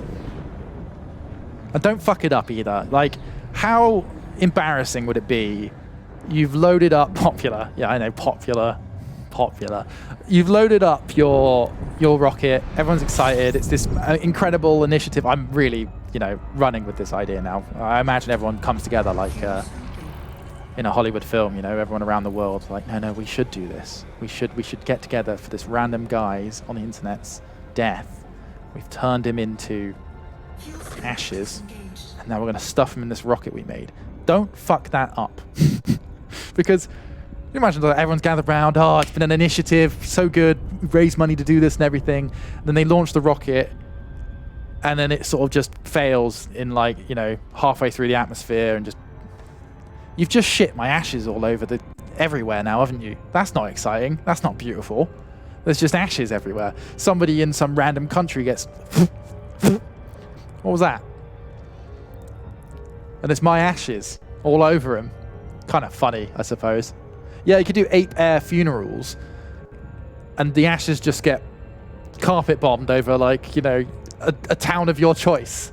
Your old school just gets littered by one of those, you know, those flying boats that dump water on things. Just drive by, crop dust your ashes all over something. You know, that's fun, isn't it? Frameshift drive charging. Yes, charge. I told you to do this already. I'm getting pretty low on fuel, guys. How long have we got left on these jumps? Only 2 jumps. Yeah, we should be sufficient. Ready to engage. Okay, excellent. 4, 3, 2, 1. I have played this in VR before. Yeah, it's amazing. For me, it's one of the few seated VR experiences that I think is actually worth it. Like, don't get me wrong, there's some really, really cool VR stuff out there. There's some great games developed solely for it. But rarely are there, like, established games that then are made better from a seated position with VR. I think VR is interesting when you're, like, moving your head around and changing your perspective and things like that. But typically, you know, you probably wouldn't use VR to play regular seated PC games, I'd say. I mean, I'm just generalizing here. But this game really improves it. I mean, any flight sim, any cockpit-like environment, I think would be improved by VR, because, like, even an F1 in, you know, other flight sims in this game, like, just being able to look around the space that you're sat in the game makes sense, and it does improve it. This obviously has a really, really good UI for that, which I explained earlier, like the interactable UI elements and all that sort of stuff. But no, I think this is a good example of VR edition done right. I think the VRs are still a very very much in its infancy. Like, the biggest problem for me, and honestly I think the biggest problem for a lot of people, like, wearing it for any period of time is not as comfortable sitting in front of your computer. And that's what it needs to be, really. Like, yes, the experience is really good, but a lot of the time, you know, we've had access to lots and lots and lots of VR sets, and they are getting better and better and better, but the reality is that I don't really want to sit here for 3 hours with a foam box on my front of my face. You know? I think we're going to need to get to the point where this is VR. You know, like the kind of thing you don't even notice. You can wear it all day. That's where we need to get to before we start having serious conversations about VR changing the landscape of gaming. I think it's a really awesome bit of display tech, and I'm really excited for it. But yeah, we've still got some way to go. And this game is perfectly fine to play without it. What's local? Crowley Enterprises.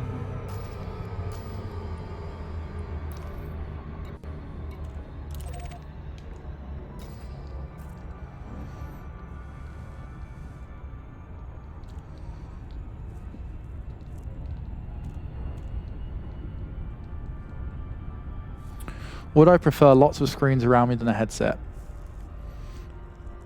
Probably. At the moment. Like... Main fuel tank low. Oh, shit. Come on, we got to limp in. I think multi-screens and things like that are pretty useful. Like, I use one at home. I use an ultra-wide, actually. I think ultra-wide for me is kind of this middle ground between multi-screen, large format. Like, it's a 36-inch ultra-wide, so it's a big screen. And that, for this, is awesome. You know, you can whack your FOV out as well, and it gives you more of like a feel that you're in a cockpit, because you get like the front, right, and left. But yeah, multi-screen would be good. I'm not sure if multi-screen works. I assume it probably does. I think there's lots of enthusiasts in the Elite community that have some really nice setups. You can get really nice joysticks as well for flight sticks. For a while, I was looking at getting one, because I've got some like desk clamps for this, which work really well. They've got, as you can see, they've got screw. You might not be able to see it, screws here and here, which you can mount it onto like metal plates. And so I clamp mine to the desk, which just feels a bit more flight simmy. I don't particularly, I mean, this is okay where I'm sat right now, but I usually like having my sticks a little bit lower, because if you look on this, see the right hand, his seating, well, the character's seating position is quite relaxed and quite low, so I tend to move my sticks down to sort of match that.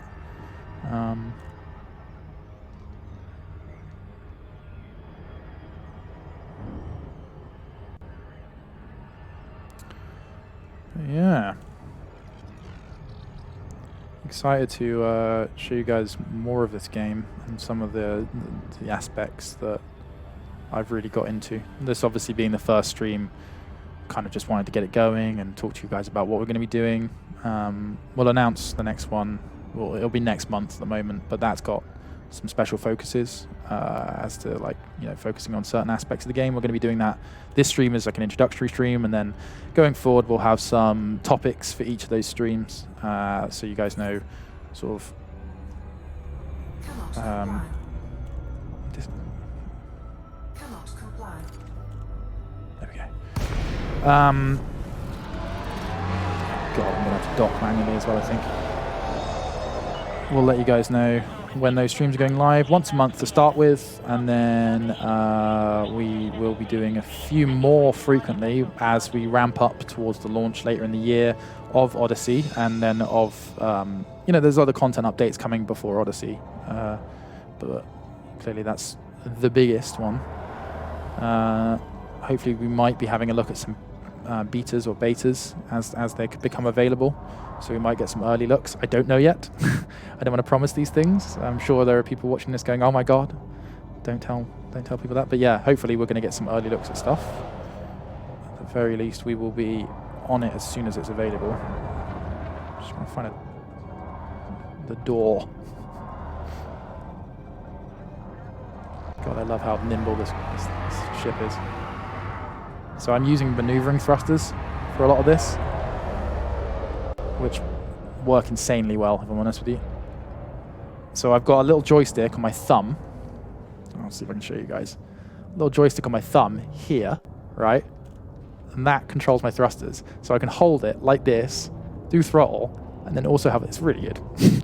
I love it. It's a cool little way to navigate. And now I need to find the bloody entrance to this spinny bastard. There it is on the left-hand side. Got to find the post box.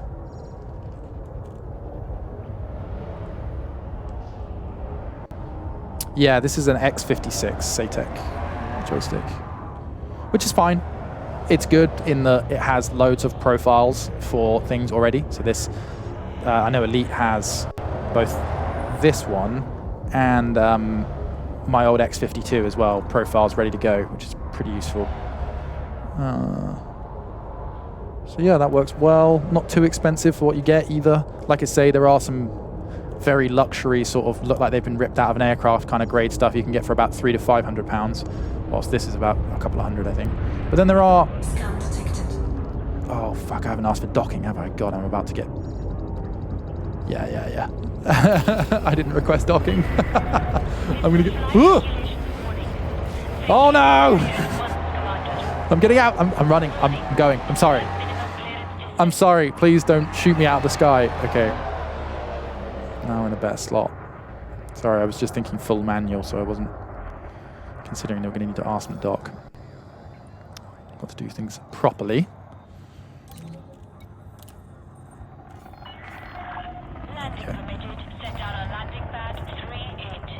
Okay. So landing pad 38. But yeah, you can just get regular flight sticks with like a little bit of like a throttle on the base of it and stuff. It's, yeah, you don't need all the kit straight away to make it enjoyable. Same, most of these, I'm not sure, Elite might even have controller support, I can't remember. But mouse and keyboard's fine. What you gotta remember is a lot of the time you're flying in space. It's not, you don't need ultra twitch precision every single time, so a lot of this can be done from a mouse and keyboard without any real detriment. Where am I going? 38.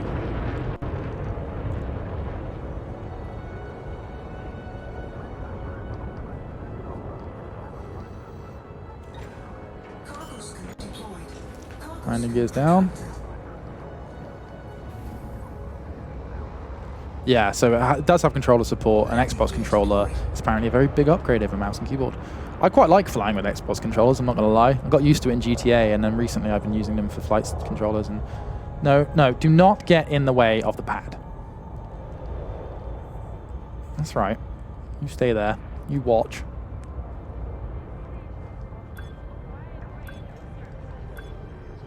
Okay. Got a line up. Vaguely close. It's got a little red dot underneath my ship. I've got to get that in the center. Doesn't actually have to be right in the center, but it helps. And then you can just use positioning thrusters to get a bit closer.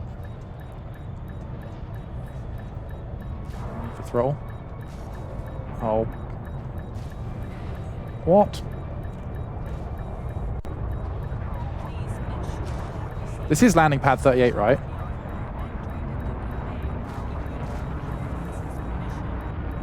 A little bit forward. Ah.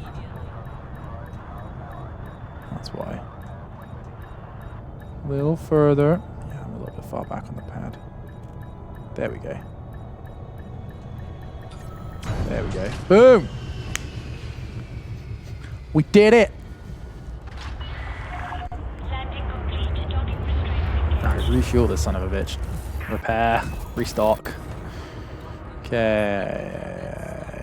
Let's go to hangar first. Just feels so safe going down into hangars as well. It's like, they close it up. But in reality, you're floating on a massive superstructure in space, and that's absolutely terrifying.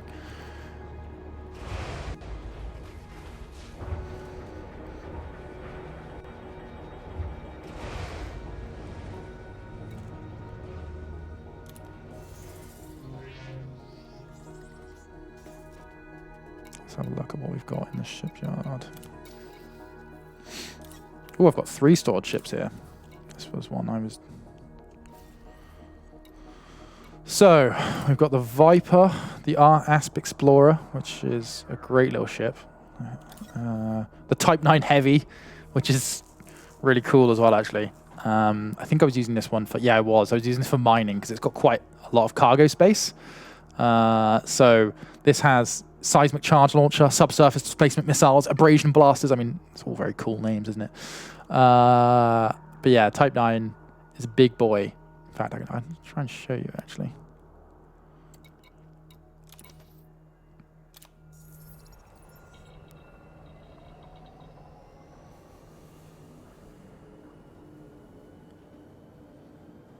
Just give me a sec. Yeah, by all means, try this game out. Like I say, we're going to be showing more and more of it.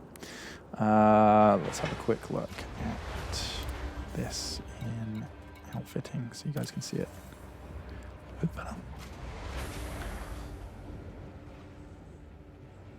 It's a very, if you like this kind of game, there's not much like it. Like, look at this. Look at, I mean, it doesn't even fit in the bloody window to show you properly. But as you can see, right at the front there, you see where this glass is. You see the size of the chairs that are in it. So this has multi-crew. I mean, look how big this thing is. It's ridiculous. Look at the size of the chairs. You can just about see at the front there. 3 seats. And yeah, it's cool. It's cool as hell. And you got these little mini guns. Let's have a look at the hard points on this bad boy. So this isn't actually a great mining ship. It's more because it's so bloody big. I was just hauling huge amounts of material in it. But I've been told there are some easier ones to use because obviously this is quite clumsy. So what else we got in here? Viper Mark IV. The Asp Explorer is kind of a smaller, it looks a bit smaller. It's like a smaller Type 9 Heavy almost. But let's have a quick look at the Shipyard as well so you guys can see what other kind of vehicles you can get. Ships. Really cool. Eagle. Combat ship. It's super agile, which is really cool. Yeah, Type 9 mothership with other people doing the mining. That sounds like a seriously cool idea. Get like a multi-crew mining rig. Yeah, the Diamondback Explorer with a single jump range of almost 60 light years is crazy. Like, so what you can do is you can spec these ships in certain ways. It's a bit more complicated than just putting the biggest engine and the biggest power source. It's about balancing, you know, the mass of your ship and all that sort of stuff. But you can spec ships to just be able to just jump huge distances in a single jump. So rather than having to do multiple little ones, you can just go like, right, I'm going to make sure the ship can just jump miles. And that's pretty cool. That's kind of fun to like know that you can jump that quickly across the galaxy because sometimes you want to meet up with your friends and things like that, and you're like, shit, I can just get in my like mega jumper. And they'll be like, okay, I'm going to be 30 jumps. And you're like, okay, I'm doing it in 4. I don't know. It's a bit of a weird thing to brag about, but there we go. The Adder. I love this ship. So this is the ship that I did a lot of my exploration with. So the Adder can be set up in some configurations that are like pretty good all around. It also looks a little bit like the space shuttle. And I kind of love it for that reason. Type 6 transport, this is actually the baby brother of the Type 9, which is good for hauling, good for trading and things like that. Then we have the Dolphin. These are the passenger liners. Then you get into got some really high-end stuff here, actually. Beluga liner, which is like a bigger version of the Dolphin. Very cool looking. This is the Anaconda, which for a long time was one of the most powerful ships in the game. It is still one of the most powerful ships in the game, but there are several very good ships now. What am I in? So, yeah, sure. Okay.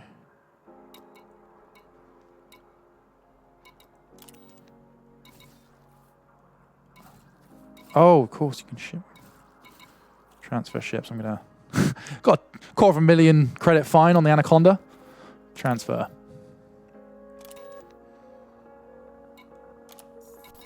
Okay, cool. So yeah, guys, I'm going to wrap up now because it's coming up to 8 o'clock, 2-hour streams. Hope you've enjoyed watching this. Like I say, there's going to be lots more to come. We will update you on the next one, but it will be next month. And we will be playing all sorts of aspects of this game, all sorts of different things. We'll have some guests, we'll have some experts with us to kind of try and push me through it. But yeah, this is a very brief look at me messing around in Elite, and I hope you will join us for more of these streams as we explore the universe and all that it entails and all of the weird space shit I get up to. But yeah, I hope you've enjoyed seeing me and listening to me talk constantly for 2 hours, which honestly, I'm going to go home and I'm just going to like slacken out my jaw, because despite loving the sound of my own voice, I just don't think I speak this much normally. But thank you very much for all the nice people in chat and the tips. And thanks for the guys in the squadron that came and said hello. We will look into getting more people into that. And if you want to play with us, come check it out. But yeah, check out Elite Dangerous. And I hope you're looking forward to the spacey adventure ahead. But have a nice evening, everybody. And thanks for tuning in. Good night.